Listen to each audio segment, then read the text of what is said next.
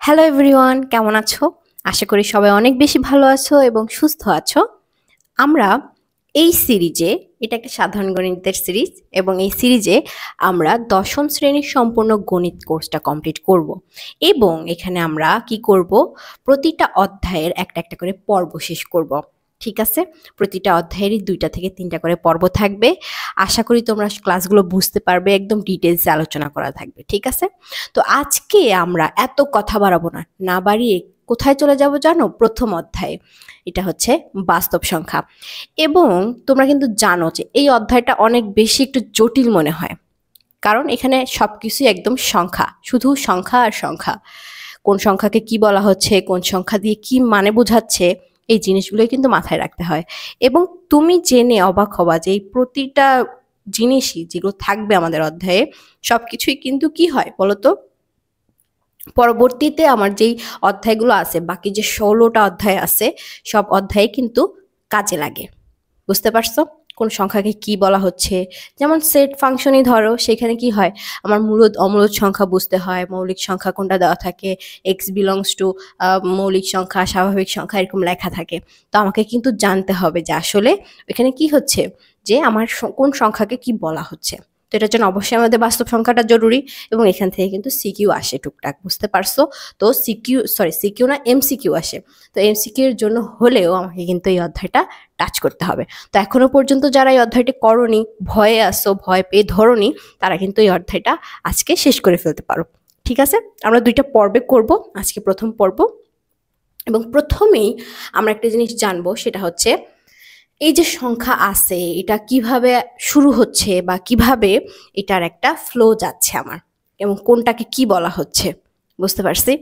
এখন একটা জিনিস চিন্তা করো যে আমাদের যে সংখ্যা আছে সেটাকে আমরা বলবো বাস্তব সংখ্যা। ঠিক আছে, আমাদের অধ্যায়ের নামই বাস্তব সংখ্যা। বাস্তব সংখ্যা 2 রকমের হয়, একটা হচ্ছে মূলদ, আর একটা হচ্ছে অমূলদ। বুঝতে পারছি? এখন এই মূলদ আর অমূলদটা কি? মূলদটা হচ্ছে, মনে করো যে √2, এই মানটা আমরা অনেক দেখছি, √3, √2, এই মানগুলো আমরা প্রায়ই দেখে থাকি। এবং এই √2 এর মান কিন্তু কি হয় বলতো, এর মান কিন্তু অগণিত হয়, মানে দশমিকের পরে ইচ্ছা মতো উল্টাপাল্টা সংখ্যা আসতে থাকে। যদি √2 ব্যতীত আমি ধরি যে দশমিকের পরে নর্মাল একটা সংখ্যা ধরি, ধরো 1.3145215 6, এটা কিন্তু কি বলতো, একটা অসীম সংখ্যা। এটা কিন্তু কোনো শেষ নাই, এটা একটা ইনফিনিটি, তাই না? তো এটা আমার কি, এটা কখনো মিলিত হয় না বা মিলে না, বা একই রকম পুনরাবৃত্তি হয় না। এটার কোনো শেষ নাই, এটার কোনো অন্ত নাই। আল্লাহর দুনিয়ায় যা আছে সব কিছু দিয়েও যদি ভাগ করে ফেলো, তারপরেও এটার তুমি শেষ সংখ্যা বের করতে পারবা না। তো এটা হচ্ছে আমার কি, অমূলদ বলা হচ্ছে। আর এখন আসি মূলদে। এই মূলদে এখানেও কিন্তু কি হয় বলতো, এই মূলদের মধ্যেও আমার 2টা শ্রেণী বিভাগ আছে। একটা হচ্ছে কি, পূর্ণ সংখ্যা, আর একটা হচ্ছে ভগ্নাংশ সংখ্যা। ঠিক আছে, এখন এই পূর্ণ সংখ্যা কেমন হয় জানো? যেমন 1, 2, 3 ড্যাশ, মানে আরো এরপরে আরো আছে 0, এটাও কিন্তু একটা পূর্ণ সংখ্যা। -1, -2, -3, এগুলোও কিন্তু কি, একটা পূর্ণ সংখ্যা। ঠিক আছে, ভগ্নাংশ কোনগুলো? ভগ্নাংশ হচ্ছে 2 রকমের হয়। একটা হচ্ছে, এটা আমাদের একটা শর্ত আছে, সেটা হচ্ছে পিকিউ আকারে প্রকাশ করা যায়। ঠিক আছে, এই ভগ্নাংশ 2 রকমের হয়। আমরা ছোটবেলায় শিখছি না, একদম স্কুলের বাচ্চা থাকতে, 1, 2, 3, 4 থাকতে শিখছি না, যে দশমিক কি সাধারণ ভগ্নাংশ,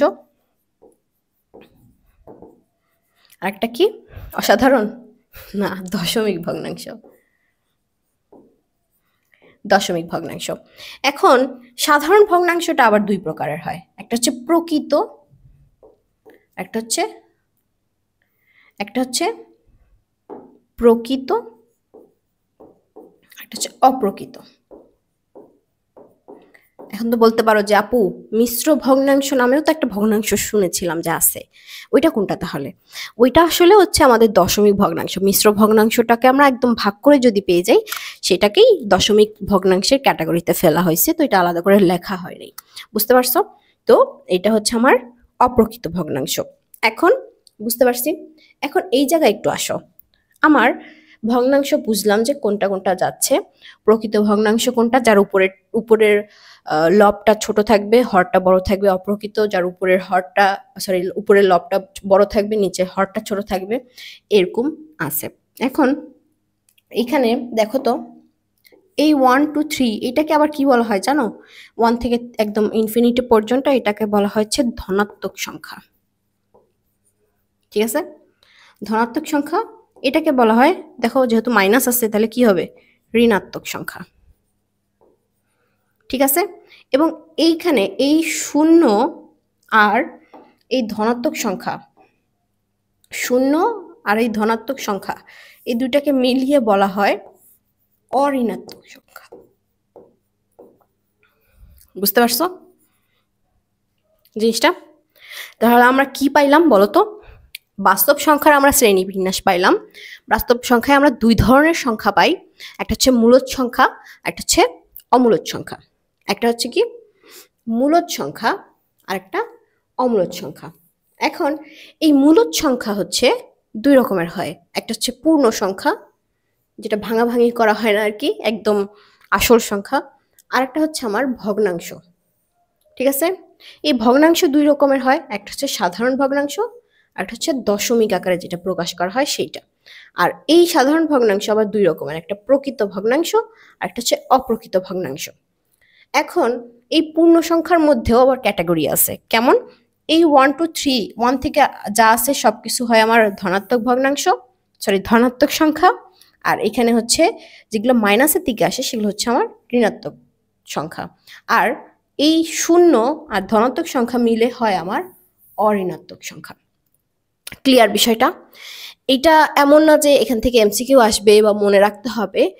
এখান থেকে তোমার শুধুমাত্র এই যে ধনাত্মক, ঋণাত্মক, অঋণাত্মক এগুলো অনেক সময় কাজে লাগে। তারপর ভগ্নাংশ আর মূলদটা তো অবশ্যই লাগে, মূলদ নিয়ে সম্পূর্ণ একটা অঙ্কই আছে তোমাদের। তো এরকম এটা জাস্ট একটু মাথায় রাখো যে কোনটাকে কি বলা হচ্ছে, কোনটার আন্ডারে কোনটা পড়তেছে। তাহলে এই চার্টটা দেখলে তোমাদের আর কি সুবিধা হবে বুঝতে। বুঝতে পারছো? আচ্ছা, এখন এরপরে শ্রেণীবিন্যাস গেল। এখন আসি আমার দশমিক ভগ্নাংশ। এখন এই দশমিক ভগ্নাংশটাকে কি করা হয়েছে জানো? দশমিক ভগ্নাংশকে দুই ভাগে ভাগ করা হয়েছে। দশমিক ভগ্নাংশ আবার দুই ভাগে ভাগ করা হয়েছে। একটা হচ্ছে সসীম আর একটা হচ্ছে অসীম। অসীম কোনটা বলো তো? সসীম কোনটা আগে দেখি। মনে করো যে আমি একটা ভাগ করে আসলো 0.23, এটার পর আর কিছু নাই, শেষ। তারপর মনে করো যে 4.2598, আর আসলো না, তাহলে এটা কি একটা সীমিত? আমার জানা আছে লাস্ট সংখ্যাটা কি, তাহলে এটা আমার একটা সসীম ভগ্নাংশ। আবার যদি আমার এখন অসীম ধরি, অসীমের দুইটা ক্যাটাগরি থাকে, শুধু ক্যাটাগরি তাই না, একটা হচ্ছে আবৃত আর একটা হচ্ছে অনাবৃত। আমরা আমরা বলি না পুনরাবৃত্ত, মানে কি পুনরায় বারবার যেটা আসে সেটা। আবৃত্তটাতে কি হয়, যেটাতে একটা জিনিস বারবার আসবে দশমিকের পরে। মনে করো যে আসলো 2.125 125 125, এটা আসতেই থাকে। বুঝতে পারছো? মানে এরপরে এটা আর কি চেঞ্জ হয় না। দশমিকের পরে এই 125 তুমি যত মানে তোমার সারা জীবন ধরেও যদি গুণ করো, বা মানে পৃথিবীর সব মানুষের সব আয়ু দিয়েও যদি গুণ করা হয়, তাহলে এটাই আসবে, 125ই আসবে। বুঝতে পারছো? এটা কিন্তু আর চেঞ্জ হবে না। অনাবৃত্তিত কি হয়? অনাবৃততে এটাতে রিপিট হয় না। মানে এই যে 125 আলাদা করে রিপিট হচ্ছে, এটা হবে না। কিন্তু এইটা আবার এরকম সসীম শেষ হয়ে যাবে না, যে একটু আগে দেখছিলাম আমরা, ওইটাতে কি হয় জানো? ওইটাতে 1, ধরো 2, 5, 3, 1, 9, 8, 6 এরকম উল্টা পাল্টা আসতে থাকে। মানে এটার কোনো কি হয় না, এটার কোনো পুনরাবৃত্তি হয় না। তো একটা হচ্ছে আমার কি একটা হচ্ছে আবৃত আর একটা হচ্ছে কি অনাবৃত। বুঝতে পারছি? এখন এইখানে আমাদের এগুলোর কাজ কি আছে, সামনে আমাদের এগুলোর কাজ আছে। এখন আমরা একটু আসি যে দশমিক ভগ্নাংশে প্রকাশ। আমরা ছোট ছোট ম্যাথ থেকে শুরু করব। এই অধ্যায়টা কিন্তু আহামরি অনেক কিছু না, এখানে শুধু একটু শব্দের মারপ্যাচ খেলা আছে, শুধু এতটুকুই। কিন্তু বাকিগুলো কিন্তু তুমি আস্তে আস্তে বুঝতে পারবা। কয়েকটা অঙ্ক আছে, আর তোমরা জানো এখান থেকে কি অঙ্ক আসে, এটা আমার বলতে হবে না, এটা তোমরাই জানো, ওইটাও আমরা দেখব। তো তার আগে আমাকে ছোট ছোট ধাপগুলো শেষ করতে হবে। দেখো এখানে কয়েকটা উদাহরণ দেওয়া আছে, এবং আমি বলবো যে এখানে আমি তোমাকে একটা বা দুইটা দেখাই দিব, বাকিগুলো তোমাদের করতে হবে। ঠিক আছে? এই ভাগগুলো ছোটবেলায় করছো, ঠিক আছে? এটা হচ্ছে দশমিক ভগ্নাংশে প্রকাশ। এখন এখানে সবচেয়ে একটা ভালো টেকনিক বলবো কি, তুমি যখন পরীক্ষার হলে যাবা, যদি এরকম কোনো কিছু আসে, আগে ক্যালকুলেটরটা নিবা, নিয়ে যেটা করবা সেটাকে ভাগ করে নেবা। ঠিক আছে? মনে করো যে এখানে আমি এই 2 নাম্বারটা করি। ঠিক আছে? 2 নাম্বারটা কি আছে? 7/11। 7/11 কত আসে? আমার আসছে হচ্ছে 0.6336, এটাই আসছে, এটাই রিপিট আসতেছে। তাহলে আমি পেয়ে গেছি যে আমার কি আসে, এটা আসবে। তাহলে আমি এখন একটা ভাগ করি। দেখো ভাগ কিভাবে করব, 11 দিয়ে 7কে ভাগ করতে হবে। ঠিক আছে? তাহলে এখন আমাকে একটা কাজ করতে হবে, এটা দশমিক দিয়ে গুণ করে দিতে হবে একটা 7। এখন এই দশমিকের যেহেতু নিছি আমি এখানে শূন্য নিতে পারবো একটা, নিলাম। এখন এটার মধ্যে যাও, দেখো কত হয়, 6×11 66। যেহেতু আমি কত নিব এটা আমি বুঝতে পারছি। ঠিক আছে? 66 কত হইলো, থাকে কত 4, তাই না? এখন 4-এর এখন এখানে দশমিকে আবার আনতে হবে, তাহলে এখন তুমি আরেকটা শূন্য আনো। দশমিক যেহেতু নিছি বারবার নিতে হবে না আমাকে, শূন্য আনলেই হবে। তাহলে এটার ভিতরে কয়বার যায়, 3বার। 3×11 = 33। তারপর আবার কত থাকে দেখো তো, 7, তারপর কত থাকে, 4, 7 থাকে। আবার শূন্য নিয়ে আসো, আবার কত দিয়ে যায়, 6 দিয়ে যায়, 66। আবার কত থাকে, 4, 0, আবার কত দিয়ে যাবে, 3। তার মানে কি এই জিনিসটা বারবার রিপিটই হবে। বুঝতে পারছি? তাইলে আমি যদি এটা একটা নর্মাল ভগ্নাংশ আছে, এটাকে যদি আমি কি করি দশমিক ভগ্নাংশে নিতে যাই, তাহলে আমাকে এইভাবে নিয়ে যেতে হবে। যদি তোমার ক্যালকুলেটর না থাকে তখন কি করবা, তখন একটু মাথা খাটাই করতে হবে আর কি, আর কিছু না। যেমন দেখো যদি এটা দেখি আমরা, এটা কি একটা একটা সমস্ত, যেটা যে মিশ্র ভগ্নাংশ আমরা বলছিলাম ওইটা, এটা আসছে 3। এটা কি হয় বলতো, 15×3, 3×5 = 15, 1, 3, 4, 45 যোগ 8 কত হয়, 53, তাই না? তাহলে এখানে তোমার কি হবে বলো, এটা তোমার আসবে হচ্ছে 53 ভাগ করতে হবে কত দিয়ে, 15 দিয়ে। ঠিক আছে? এখন তুমি এটা করো তো, 53কে ভাগ করো 15 দিয়ে, 15 দুগুণে 30, 3×15 = 45, 4×15 = 60। তোমার এটা আসতেছে 60 যাবে না, 3×15, তাই না? 3×15 = 45, 5 আর এখানে 3, 8। ঠিক আছে? 8। এখন দশমিক নেও একটা, নিয়ে শূন্য নিয়ে আসো, যেহেতু যাইতেছে না। তাহলে আমার কি হবে বলো, 5×15 = 80, সরি 4×15 = 60, 5×15 = 75, 75, 5×15 = 75, তাহলে 7, 5। তো কি আসতেছে 5। আবার যাও শূন্য নিয়ে আসো, কত আসে, 3×15 = 45, 45। আবার 5 কত আসে, 3×15 = 45। আবার কত আসে, 5।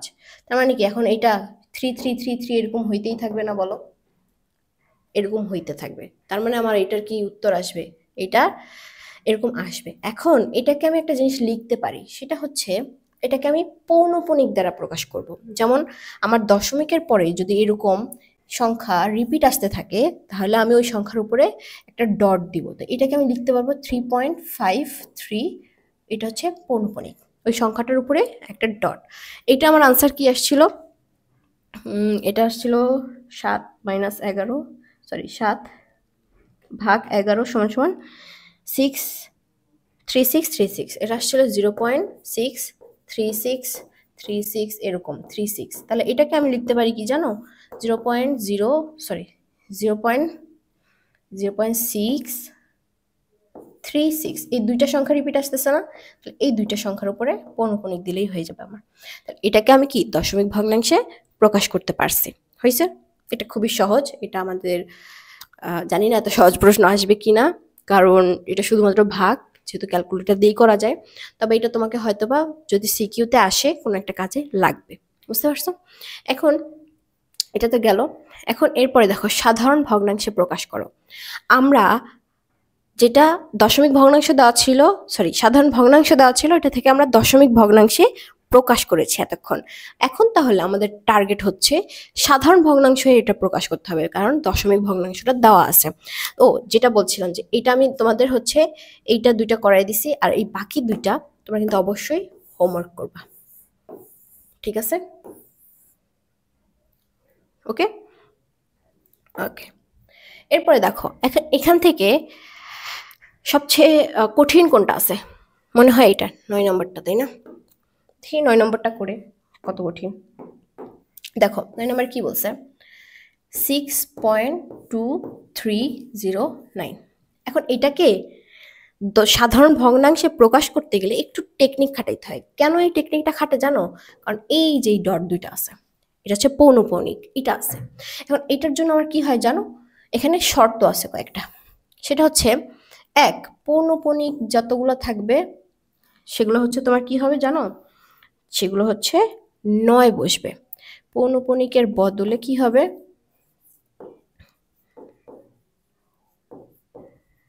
পৌনঃপুনিকের পরিবর্তে 9 বসবে। ঠিক আছে? এখন তাহলে দেখি, আমি এই একটা টান নিলাম, লাইন নিলাম, ভাগ করে দিলাম। পৌনঃপুনিক আছে একটা, দুইটা, এখানে কিন্তু 3টা পৌনঃপুনিক। এই 3 সংখ্যা যখন আসতেছে লাস্ট, দুইটাতে যদি আমি পৌনঃপুনিক থাকে তাহলে বুঝবো 3টাই পৌনঃপুনিক। তাহলে 9 9 9। এখন দেখো তো পৌনঃপুনিক ছাড়া কয়টা আছে? একটা, 2, তাই না? তাহলে পৌনঃপুনিক ছাড়া যদি কোনোটা থাকে দশমিকের পরে, সেই ক্ষেত্রে এটার জন্য আমার হবে 0। ঠিক আছে? কোথায় 0 হবে? এইখানে। এখন উপরে কি হবে? উপরে তো কিছু পাচ্ছি না দেওয়ার জন্য। উপরে হবে এই পুরা সংখ্যাটা,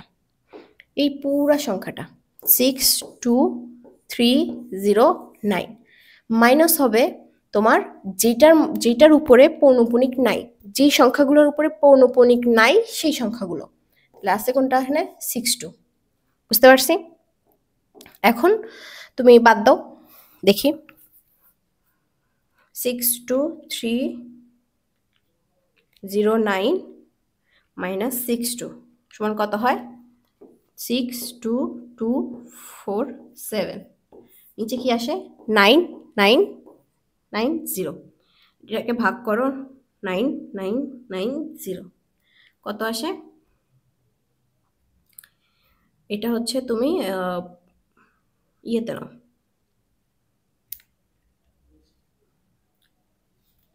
ভগ্নাংশে যদি আমি নিই তাহলে হচ্ছে হয় 20749।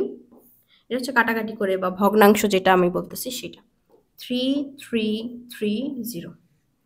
বুঝতে পারছি? তাহলে এটাকে আমি ভগ্নাংশে নিতে পারছি। জিনিসটা বুঝছো? আমার একটু ট্রিক্স আছে, সেটা হচ্ছে খুব সহজ। সেটা হচ্ছে এই যে আমার যেই সংখ্যাগুলোর উপরে কি থাকবে, পৌনঃপুনিক থাকবে, যেই কয়টা সংখ্যার উপরে, এখানে কিন্তু 3টার এখানে আছে সংখ্যা, মানে এখানে একটা আছে, মানে এই 3টাতে পৌনঃপুনিক, এই 3টা রিপিট হচ্ছে। তাহলে এইটার পরিবর্তে আমার কি বসবে? 9 বসবে। কয়টা 9 বসবে? যে কয়টা পৌনঃপুনিক থাকবে যেই কয়টা সংখ্যার উপরে, সেই কয়টা 9। তারপরে পৌনঃপুনিক ছাড়া যেই কয়টা সংখ্যা আছে, পৌনঃপুনিক ছাড়া মানে দশমিকের পরে পৌনঃপুনিক ছাড়া সংখ্যা আছে একটা, 2, তো সেটার জন্য 0। যে কয়টা সংখ্যা সেই কয়টা 0, একটা 0 বসছে। উপরে কি বসবে? পুরা সম্পূর্ণ যেই কি আছে আমার সংখ্যাটা আছে সেইটা বিয়োগ হচ্ছে যেই সংখ্যাটার উপরে কোনো পৌনঃপুনিক নাই। সেটা একটা হইতে পারে, 2টাও হতে পারে, যে কয়টা থাকবে সেইটা। এখানে হচ্ছে 62। তাহলে এটা থেকে মাইনাস করে দিব। প্রতিটা একই নিয়মে করতে হবে, বুঝতে পারছো? এই সেম নিয়মে সবগুলা করতে হবে। ওকে, এটা সবচেয়ে বড়, তার মানে বুঝতে পারছো যে এটা একটু কঠিন ছিল, তবে এটা দিয়েই সম্পূর্ণটা শেষ হয়ে গেছে। বাকিগুলো কিন্তু তোমরা অবশ্যই অবশ্যই করবা। এখন আরেকটা দেখো, সদৃশ ও বিসদৃশ আবৃত্ত দশমিক ভগ্নাংশ। এখন এখানে সদৃশ ও বিসদৃশ আবৃত্ত দশমিক ভগ্নাংশ কি বুঝাইতেছে দেখো তো। সদৃশ বিসদৃশ মানে বুঝাইতেছে তোমার, মনে করো যে একটা ভগ্নাংশ, দুইটা তোমার আছে, কি বলে, দশমিক ভগ্নাংশ দেওয়া আছে। একটা হচ্ছে 2.2353 এটা, আরেকটা আছে হচ্ছে 4.928। এখন তুমি আমাকে বলো তো এই দুইটা কি একই রকম? সংখ্যা মিলতে হবে না তোমার। দেখো এখানে পৌনঃপুনিক যদি আমি ধরি বা হচ্ছে দশমিকের পরে সংখ্যা কয়টা আছে? দশমিকের পরে সংখ্যা আছে 6টা, এখানে আছে 3টা। এই দুইটা কি একরকম হইল না। আবার মনে করো যে আমার কাছে আরেকটা সংখ্যা আছে 2.29, এটা হচ্ছে পৌনঃপুনিক দেওয়া। আরেকটা আছে হচ্ছে 3.052, এটা পৌনঃপুনিক দেওয়া। দেখো তো এই দুইটা কি বৈসাদৃশ্য হয়েছে, মানে সাদৃশ্য হয়েছে? সাদৃশ কিন্তু হয় নাই। আমার সামনেরটা মিল থাকলেও এখানে পৌনঃপুনিকের আগে কোনো সংখ্যা নাই, এখানে কিন্তু আবার দুইটা পৌনঃপুনিক থাকলেও এটার আগে কিন্তু একটা শূন্য আছে, তার মানে এই দুইটা কিন্তু মিলতেছে না। তো যদি এটা আমার মিলে যায়, একই রকম দেখতে হয়, তাহলে ওইটা হচ্ছে আমার কি হয়? ওইটা হচ্ছে আমার সাদৃশ হয়। আর যদি না হয় সেটা আমার বৈসাদৃশ্য। ঠিক আছে, তাহলে আমাদের সদৃশ আবৃত্তকে যদি আমি কি করতে পারি, একটা দশমিক ভগ্নাংশে প্রকাশ করতে চাই, তাহলে কি হয় দেখি। দেখো আমাদের এখানে কি আছে, প্রথম সংখ্যা আছে 2.23, আরেকটা হচ্ছে 5.3235। আচ্ছা, এখানে আমি এটা করতে গেলে আমার দুইটা শর্ত মানতে হবে। একটা হচ্ছে আমার অনাবৃত যেটা আছে, অনাবৃত সংখ্যা, সর্বোচ্চ সংখ্যা, অনাবৃত সর্বোচ্চ অঙ্ক সংখ্যা।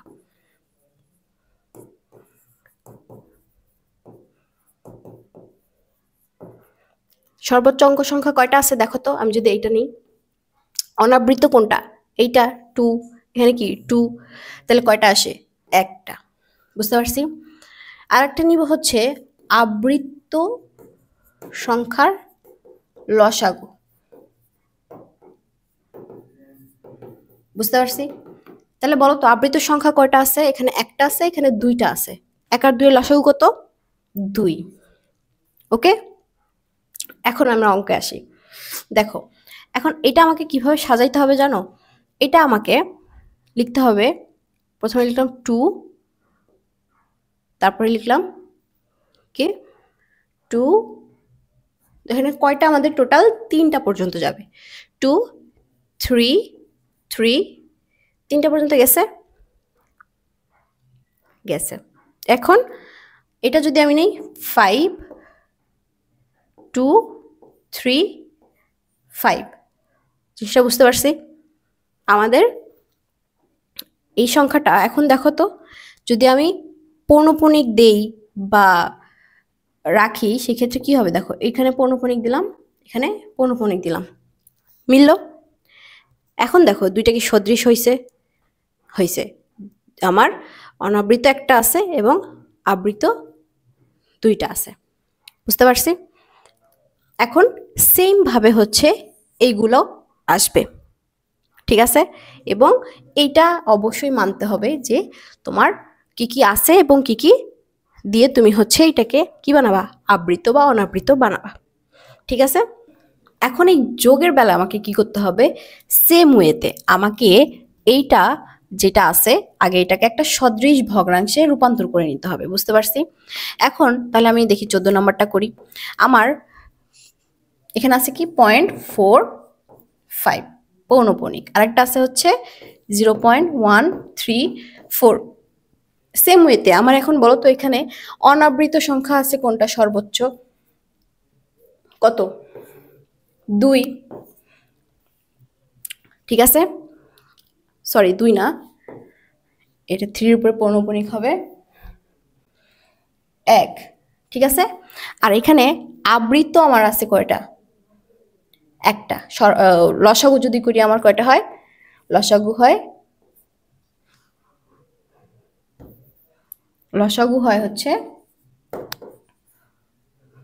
1। বুঝতে পারছি? তাহলে আমাকে সংখ্যা নিতে হবে কত পর্যন্ত? 2টা দশমিকের উপরে। তাহলে 0.45, ঠিক আছে, আরেকটা নিতে হবে 5। বুঝতে পারছি? এখানে কত নিতে হবে? 0.134। বুঝতে পারছি? এখন এটাকে হচ্ছে আমার যোগ করতে হবে। যোগের বেলায় আমি এখানে 2টা এক্সট্রা নিয়ে নিব। কেন নিব বলো তো? কারণ হচ্ছে আমার যদি হাতে কোনো সংখ্যা আসে বা কোনো সংখ্যা যোগ করতে গিয়ে বেশি হয়ে যায় বা বিয়োগ করতে গিয়ে 10 ধরতে হয়, তখন কিন্তু আমার এক্সট্রা লাগবে হাতে। তো এটার জন্য আমি করে দিব। এখানে 9 আসতেছে, এখানে আসতেছে 8, এখানে কত? 9, 8, এখানে আসতেছে কত? 5। তাহলে আমার উত্তর কত আসতেছে? 0.589 পৌনঃপুনিক।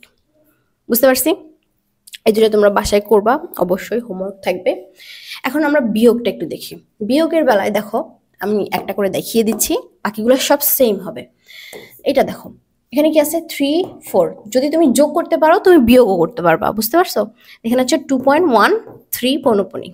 এখন দেখো একটা জিনিস, সেটা হচ্ছে তোমার এখানে কি হবে বলতো?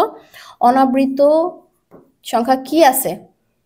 অনাবৃত সংখ্যা হচ্ছে আছে, সর্বোচ্চ আছে একটা, কোটা 1। আবৃত ভগ্নাংশের লসাগু কত আছে? কত হয়? 3 আর 4-এর লসাগু একটা করে আছে, তার মানে হবে 1। ওকে, এখন তাহলে এটা আমার কি হবে বিয়োগের বেলায়? 3.44, 2.13। সেম ওয়েতে বিয়োগের বেলাতেও সেম ভাবে আমাকে এই পাশে নিতে হবে। 4, 4 ডাবল নিব সবসময়। 1, 3।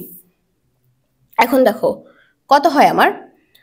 4 থেকে 3 বাদ দিলে 1, 4 থেকে 1 বাদ দিলে 3, তারপর 4 থেকে 3 বাদ দিলে 1, 4 থেকে 1 বাদ দিলে 3, দশমিক 4 থেকে 3 থেকে 2 বাদ দিলে 1। তাহলে আমার উত্তর কত আসতেছে? 1.31 পৌনঃপুনিক। বুঝতে পারছি? ক্লিয়ার বিষয়টা? এটা কিন্তু সবগুলো একই রকম। এখন গুণের ক্ষেত্রে দেখি। গুণের ক্ষেত্রে তোমার কি আসতেছে? এখানে তুমি 2 রকমের গুণ করতে পারো। একটা যেহেতু এটা পয়েন্ট আকারে আছে, এটাকে তুমি ভগ্নাংশ বানাইতে পারো। এই তোমার এটা পৌনঃপুনিকের জন্য হচ্ছে 9 আসবে, যেহেতু এখানে আর কোনো সংখ্যা নাই দশমিকের পরে, তাহলে উপরে এটা আসতেছে, আর গুণ হবে তোমার কত? 9, 6। কত হয় দেখো? 9, 9, 81, 9, 9, 81, বা ভাগ যদি করে দাও, কাটাকাটি করো, তাহলে কত হয়? 3 3-কে 9, 3 2-গুণে 6, তাহলে 2/9। এটাকে তুমি ক্যালকুলেটর দিয়ে পয়েন্ট আকারেও বের করে নিতে পারো। 2/9 সমান সমান কত হয়? 0.2222, 0.2 পৌনঃপুনিক। ক্লিয়ার বিষয়টা? এখন সেম ওয়েতে এখন আমাকে একটা ভাগ করতে হবে। ভাগে তাহলে অন্য একটা দেখি, ধরো 25 নম্বরটা দেখি। 25 নম্বর ভাগে, ঠিক আছে? দেখো এখানে কত আছে? 2.37। দেখো 7-এর উপরে পৌনঃপুনিক আছে, সেটার জন্য 9 দিলাম, এবং তারপরে আসতেছে 0 একটা 3-এর জন্য। বুঝতে পারছি? উপরে কত হবে? 237 মাইনাস কত হবে? 23। ঠিক আছে? ভাগ কত আছে? এখানে হবে হচ্ছে পৌনঃপুনিকের জন্য 9, 4-এর জন্য 0, উপরে হবে 45। বিয়োগ করে কিছু নাই বিয়োগ করার, 0 বিয়োগ করতে হবে। তাহলে এইটা তুমি বিয়োগ করো, কত হয়? 237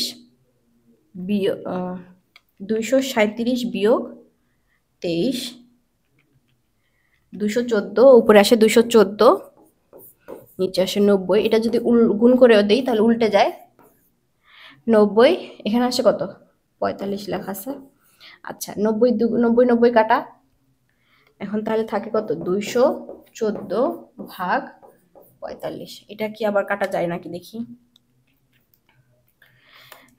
যায় না। এটাকে তুমি চাইলে ভগ্নাংশে নিতে পারো যদি বলে, আর নতুবা এইভাবেই আনসার করে দিতে পারো। বুঝতে পারছি?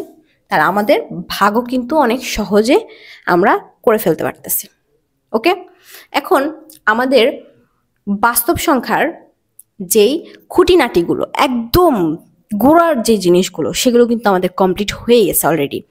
যোগ বলো, গুণ বলো, ভাগ বলো এবং কোনটাকে কি সংখ্যা বলা হচ্ছে এগুলোও কিন্তু আমাদের কি কমপ্লিট হয়ে গেছে। বুঝতে পারছি? এই পর্বে তোমরা আবার যদি দেখতে চাও সম্পূর্ণ ভিডিওটা দেখতে পারো, আর পরবর্তী নেক্সট পর্বে আবার দেখা হচ্ছে তোমার সাথে।